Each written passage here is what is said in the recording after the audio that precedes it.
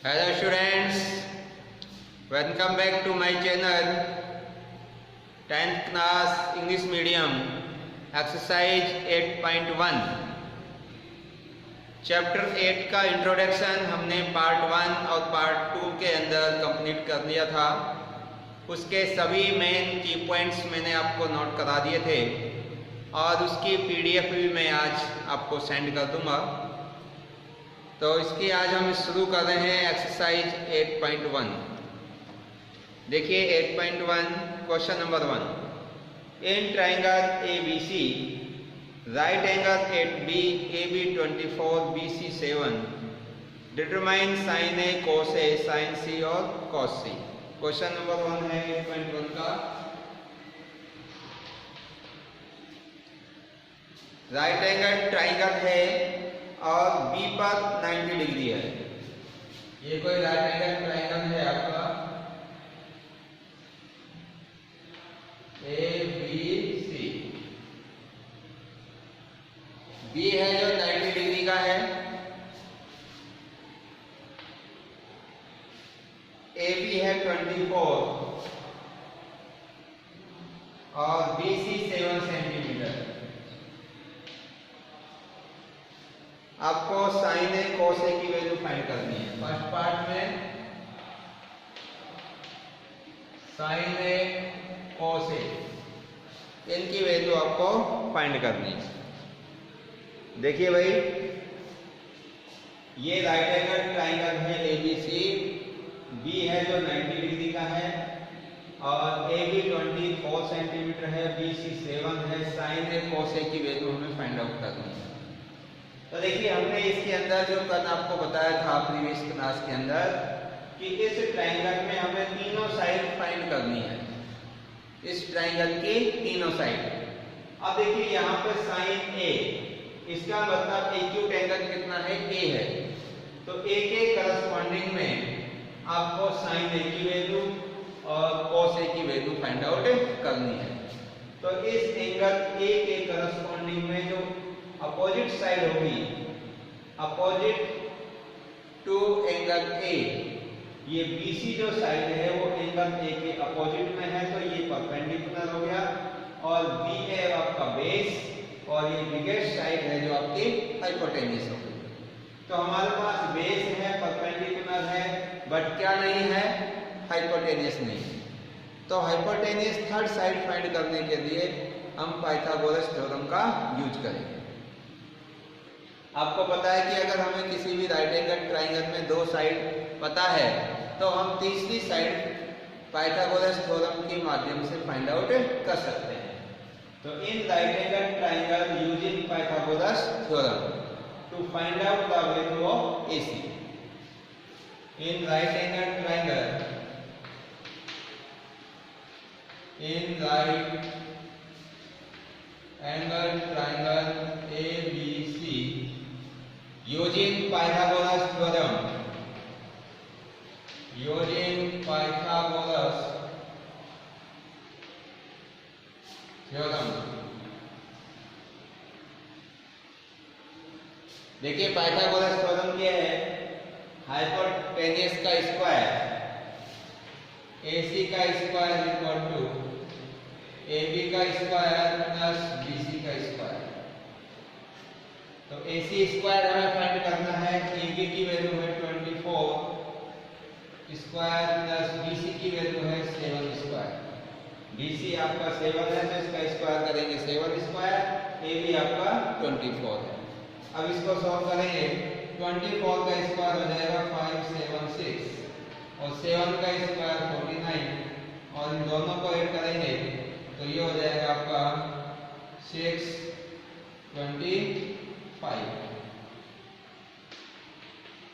ये AC square की value आ गई। अब हमें AC की वैल्यू निकालनी है तो यहाँ से स्क्वायर हटाने के लिए बोथ साइड का हम स्क्वायर रूट करेंगे और AC कितना आएगा आपका, taking square root both side, then we get AC equal to √625 is equal to 25। तो ये हमारे पास में जो AC है वो 25 सेंटीमीटर आएगा। देखिए ये वैल्यू हमारे पास में आ गई कितनी, 25 सेंटीमीटर। अब हमारे पास इस राइट एंगल ट्रायंगल की तीनों साइड आ गई। जब हमारे पास तीनों साइड आ गई तो अब हम इजीली साइन ए कोस ए की वैल्यू फाइंड आउट कर सकते हैं नहीं? तो देखिए साइन ए का कोस ए का इनके मैंने आपको फॉर्मूले कल बताए थे।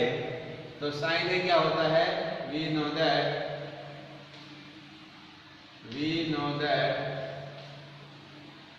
यहां से आगे करेंगे। अब sine A equal to perpendicular upon hypotenuse. तो देखिए परपेंडिकुलर कौन सी होती है, इस एक्यूट एंगल के अपोजिट साइड, क्योंकि यहाँ पर एक्यूट एंगल ए है तो साइन ए की वैल्यू निकालने के लिए इस एंगल ए के अपोजिट साइड है वो परपेंडिकुलर हो जाएगी, यानी कि BC अपॉन हाइपोटेनियस AC। तो BC कितना है, BC है आपका 24 और AC है आपका 25। तो साइन ए की वैल्यू आ गई परपेंडिकुलर अपॉन हाइपोटेनियस। तो परपेंडिकुलर है ये BC और BC की वैल्यू 7 है। सॉरी BC की वैल्यू कितनी है भाई, 7 और हाइपोटेनियस कितना है 25। तो 27 अपॉन 25 ये साइन ए की वैल्यू आ गई। अब इसी प्रकार किसकी वैल्यू फाइंड करेंगे हम, कोस ए की। तो कोस ए इज इक्वल टू, कोस ए क्या होगा भाई, बेस अपॉन हाइपोटेनियस। तो बेस कितना है 24 यानी कि BA अपॉन AC। BA की वैल्यू कितनी है 24 अपॉन AC कितना है 25। तो ये आपकी cos A की वैल्यू आ गई। तो इस प्रकार से हम sin A और cos A की वैल्यू फाइंड आउट कर सकते हैं। अब नेक्स्ट क्वेश्चन देखिए, क्वेश्चन नंबर 2।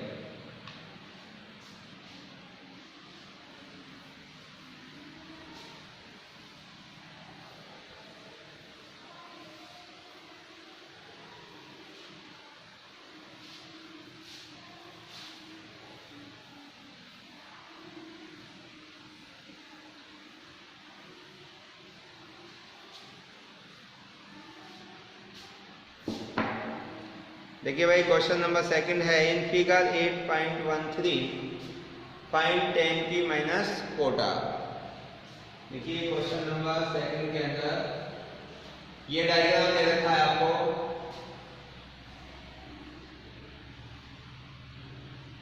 PQR,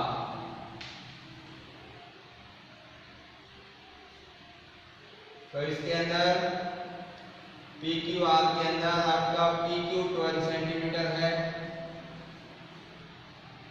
और PR 13 सेंटीमीटर है और ये फाइंड करना है tan P माइनस कोटा। tan P माइनस कोटा इसकी वैल्यू हमें फाइंड आउट करनी है।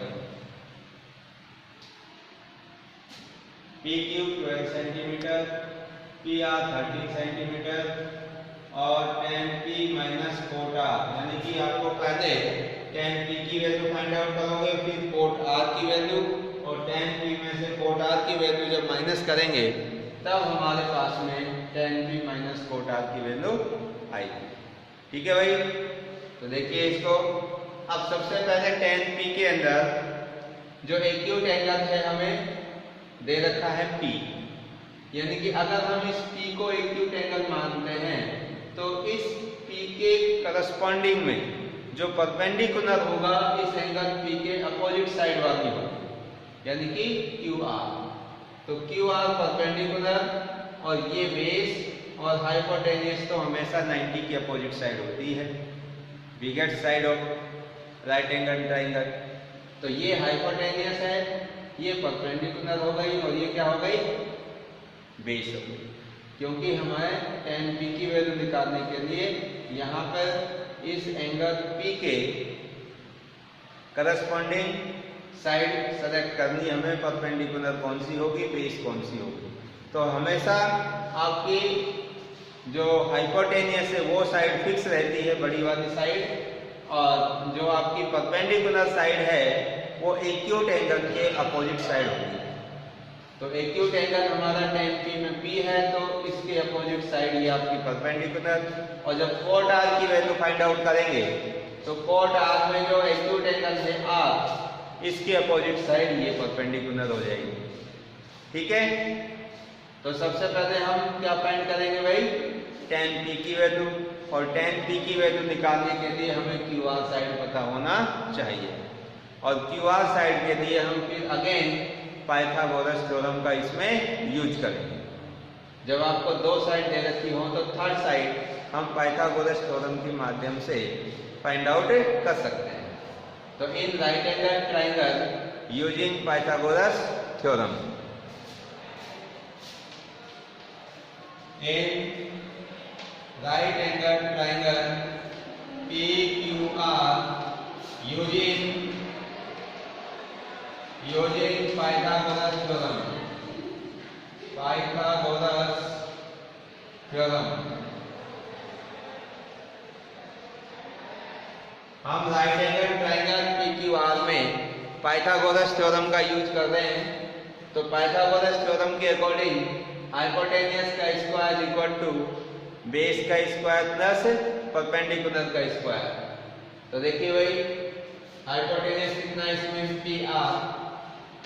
PR का square is equal to PQ का स्क्वायर प्लस QR का स्क्वायर। अब PQ देखिए कितना इसमें, PQ है 12 सेंटीमीटर और QR है वो हमें पता नहीं है, फाइंड करना है। और PR की जगह हम रख देंगे 13। तो ये हो जाएगा 13 का स्क्वायर, PQ है 12 का स्क्वायर प्लस QR की वैल्यू हमें फाइंड करनी है। तो देखिए 13 का स्क्वायर करेंगे तो क्या होगा,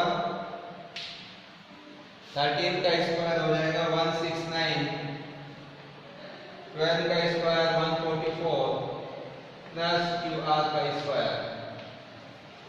अब 169 में से ये 144 इधर हम ट्रांसपोज करके माइनस कर देंगे और 169 माइनस 144 इक्वल टू QR का स्क्वायर। अब 169 में से 144 माइनस करेंगे तो ये आपका 25 बच जाएगा। कितना बचेगा भाई, 25। तो QR का स्क्वायर इज इक्वल टू 25 और QR निकालने के लिए स्क्वायर हटाएंगे तो स्क्वायर रूट, और QR is equal to under root 25 is equal to 5। ऐसे तो प्लस माइनस 5 आता है, लेकिन जो 9 है वो हमेशा पॉजिटिव होगी, इसलिए मैंने 5 ही रखा है इसमें। अब देखो ये हमारे पास में जो QR वैल्यू है वो कितनी आ गई, 5 सेंटीमीटर आ गई। क्लियर है भाई। अब हमारे पास इस राइट एंगल ट्राइंगल की तीनों साइड आ गई। अब तीनों साइड आ गई तो हम इससे अब tan P और cot R की वैल्यू फाइंड आउट कर सकते हैं। Now the value of tan P, now value of tan P equal to, अब देखो tan P की वैल्यू कैसे निकालोगे। तो यहाँ पर जो ये एक्यूट एंगल है P, इसके अपोजिट साइड ये कौन सी हो गई, परपेंडिकुलर, और ये बेस और ये हाइपोटेनियस। तो ये तो बन गया आपका भाई हाइपोटेनियस, ये हो गया परपेंडिकुलर और ये हो गया आपका बेस। तो मैंने कल आपको टेक्निक भी बताई थी कि कैसे पता करोगे कि tan के लिए आपकी कौन कौन सी दो साइड आएंगी। तो यहाँ पे लिखवाया था मैंने, पंडित बद्री प्रसाद अपॉन हर बोले सोना चांदी तोले। तो देखो इसके अंदर परपेंडिकुलर अपॉन हाइपोटेनियस ये वाला रेशो है जो साइन के लिए है, कोसाइन, और बेस अपॉन हाइपोटेनियस ये वाला है जो कोस के लिए, और परपेंडिकुलर अपॉन बेस ये वाला tan के लिए होता है। तो tan के लिए फॉर्मूला कौन सा होगा, परपेंडिकुलर अपॉन बेस। तो ये साइन का, ये कोस का और ये टेन का। तो टेन का फॉर्मूला बनेगा आपका परपेंडिकुलर अपॉन बेस। तो परपेंडिकुलर कितना है क्यू आर और भाई बेस कितना है आपका पी क्यू। तो देखिए वैल्यू रख दो इसमें, tan P is equal to Q R. Q R कितना है आपका 5 अपॉन पी क्यू 12। ये वैल्यू आ गई 10 पी की। इसको दे दो इक्वेशन नंबर फर्स्ट। अब आपको किसकी वैल्यू निकालनी है कोट आर, और कोट आर के लिए cot R is equal to, अब देखो कोट आर में कैसे करते हैं। सबसे पहले तो किसके करस्पॉन्डिंग में वैल्यू फाइंड करनी है, जब आपका एक्यूट एंगल आर हो। तो देखिए एक्यूट एंगल अगर ये होगा आर, तो इसके अपोजिट साइड ये आपकी क्या बन जाएगी परपेंडिकुलर, ये साइड हो जाएगी बेस और हाइपोटेन्यूज, तो ये फिक्स है ही। तो हम कोट की वैल्यू लिखने के लिए जो आपकी टेन की वैल्यू होती है उसका क्या कर देते हैं रेसिप्रोकल कर देते हैं। तो देखिए सबसे पहले आपको कोट आर की वैल्यू लिखने के लिए जो फॉर्मूला है इसका हम क्या करते हैं रेसिप्रोकल। तो इस फॉर्मूले को अगर हम रेसिप्रोकल करेंगे तो बेस ऊपर जाएगा, परपेंडिकुलर नीचे आएगा, क्योंकि टेन का रेसिप्रोकल ही कोट होता है। तो बेस अपॉन परपेंडिकुलर, तो बेस देखो कितना है इसमें क्यू आर और परपेंडिकुलर क्या है पी क्यू। इस एक्यूट एंगल आर के करस्पॉन्डिंग में जो कोट आर की वैल्यू बनेगी वो कितनी होगी Q R upon P Q, यानी कि क्यू आर क्या था आपका ये बेस और पी क्यू क्या बन गया परपेंडिकुलर। अब ये वैल्यू रखेंगे इसमें, क्यू आर कितना है आपका 5 और पी क्यू कितना है 12। तो कोट आर की वैल्यू भी कितनी आ गई भाई 5/12 आ गई। अब हमें इसकी वैल्यू निकालनी है finally 10p minus cot R. Now 10p minus cot R. अब आप इसमें फर्स्ट और सेकंड से 10p और कोट आर की वैल्यू इसमें पुट कर देंगे। तो 10p की वैल्यू कितनी है 5/12 माइनस कोट आर की वैल्यू 5/12 और ये दोनों कैंसिल, कितना आ गया 0। तो इसके आंसर है जो 0 आ जाएगा फ्रॉम फर्स्ट एंड सेकंड। हमने फर्स्ट और सेकंड से वैल्यू पुट कर दी।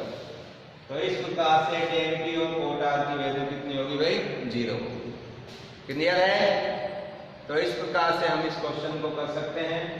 तो इसमें किसी बच्चे को कोई भी प्रॉब्लम हो, कोई समस्या हो, कोई डाउट हो तो आप पूछ सकते हैं और अपने डाउट्स को क्लियर कर सकते हैं। अब आगे देखिए question number 3।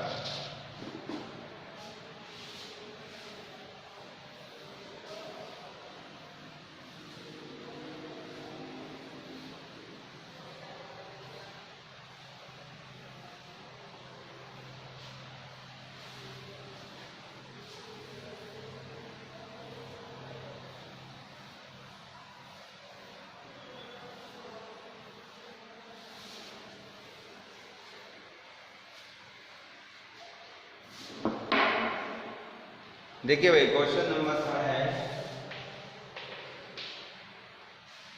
If sin a equal to 3/4, sin a equal to 3/4, calculate the value cos a और tan। ये दो वैल्यू आपको फाइंड आउट करनी है।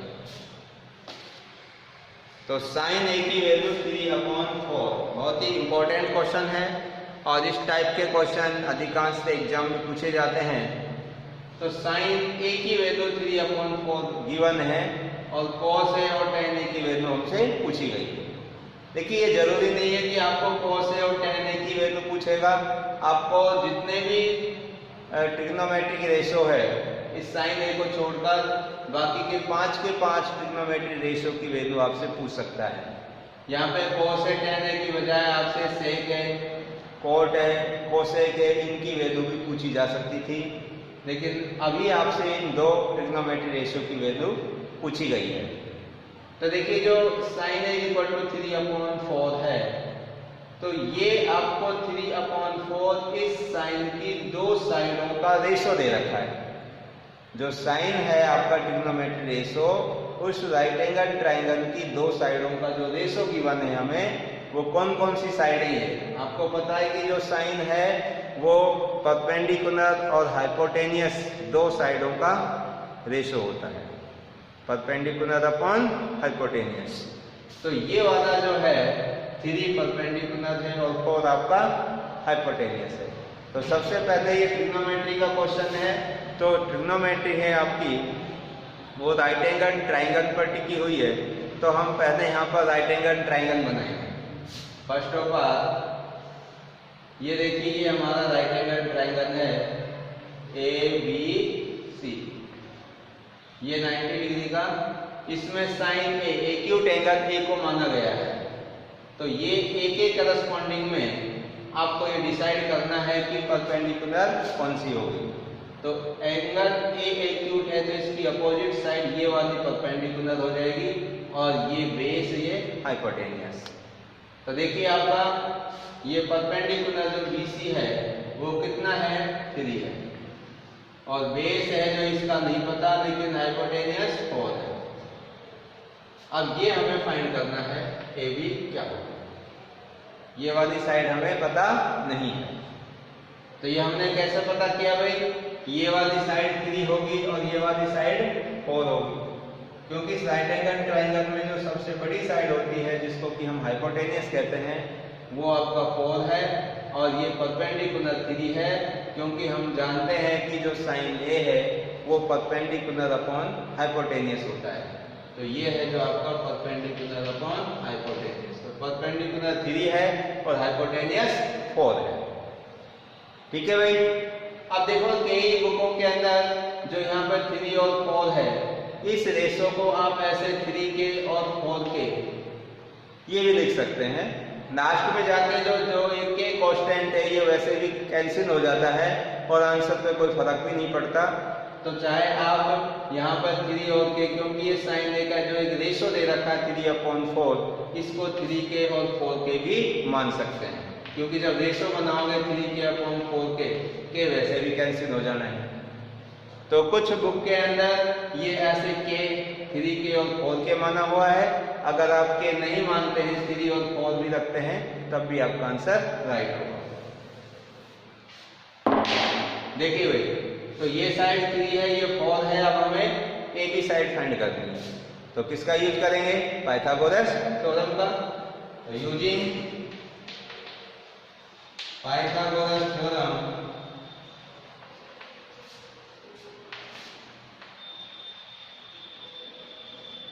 in right angle triangle ABC। तो देखिए इसमें AC का स्क्वायर इक्वल टू AB का स्क्वायर प्लस BC का स्क्वायर। तो AC आपका 4 है, AB है आपको फाइंड करना है और BC है 3। तो ये हो जाएगा 16, 3 का स्क्वायर हो जाएगा 9 और 9 को इधर ट्रांसफर कर दूंगा तो माइनस का हो जाएगा और ये 16 minus 9 is equal to AB का स्क्वायर। अब इधर से स्क्वायर हटाने के लिए इसका अंडर रूट करेंगे, 16 में से 9 जाएंगे तो 7। तो AB कितना आ गया आपका, AB is equal to under root 7 centimetre. तो ये AB की वैल्यू आ गई हमारे पास में, AB आ गया आपका √7। अब आप cos A और tan A की वैल्यू फाइंड आउट कर सकते हैं। तो नाउ